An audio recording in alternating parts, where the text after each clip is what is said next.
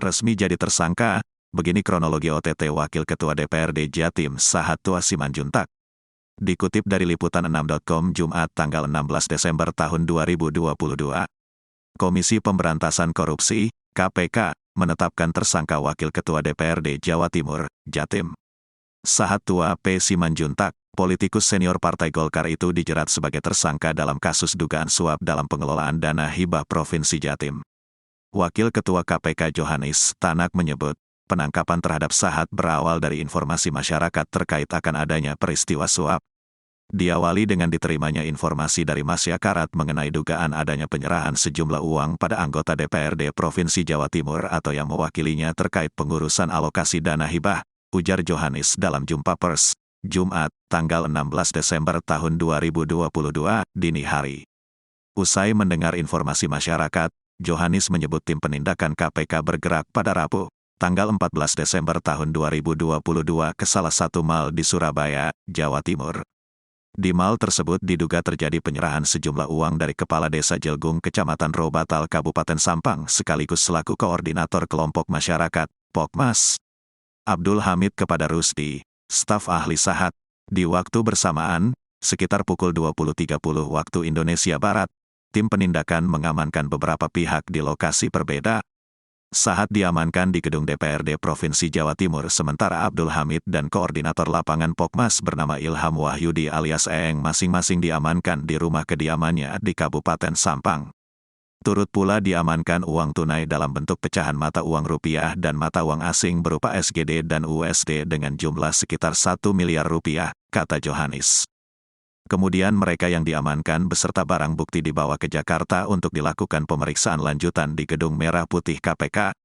Usai menjalani pemeriksaan, mereka dijerat sebagai tersangka kasus dugaan suap dalam pengelolaan dana hibah Provinsi Jatim pasca terjaring operasi tangkap tangan, OTT.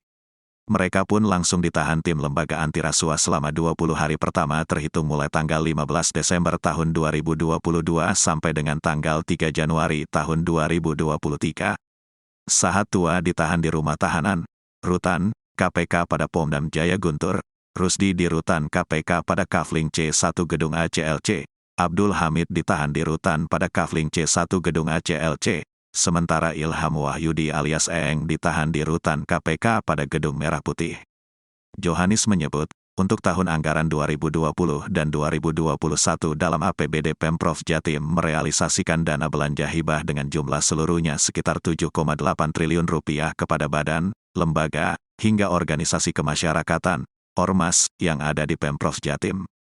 Distribusi penyalurannya antara lain melalui kelompok masyarakat, Pokmas, untuk proyek infrastruktur hingga sampai tingkat pedesaan. Terkait pengusulan dana belanja hibah tersebut merupakan penyampaian aspirasi dan usulan dari para anggota DPRD Jatim, salah satunya adalah Sahat. Sahat menawarkan diri membantu dan memperlancar pengusulan pemberian dana hibah tersebut dengan adanya kesepakatan pemberian sejumlah uang sebagai uang muka alias ijon. Kemudian Abdul Hamid menerima tawaran tersebut. Diduga Sahat mendapat bagian 20% dari nilai penyaluran dana hibah yang akan disalurkan sedangkan Abdul Hamid mendapatkan bagian 10%. Adapun besaran nilai dana hibah yaitu di tahun 2021 dan 2022 telah disalurkan masing-masing sebesar 40 miliar rupiah. Agar alokasi dana hibah untuk tahun 2023 dan 2024 bisa kembali diperoleh Pokmas, Abdul Hamid kemudian kembali menghubungi Sahat dan sepakat menyerahkan sejumlah uang sebagai ijon sebesar 2 miliar rupiah.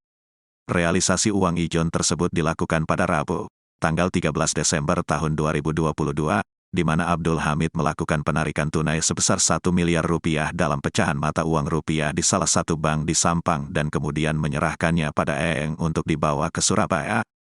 Eeng pun menyerahkan uang 1 miliar rupiah tersebut pada Rusdi sebagai orang kepercayaan Sahat di salah satu mal di Surabaya. Setelah uang diterima, Sahat memerintahkan Rusdi menukar uang 1 miliar rupiah tersebut di salah satu money changer dalam bentuk pecahan mata uang SGD dan USD. Serahkan uang di DPRD. Rusdi kemudian menyerahkan uang tersebut pada Sahat di salah satu ruangan yang ada di gedung DPRD Provinsi Jawa Timur.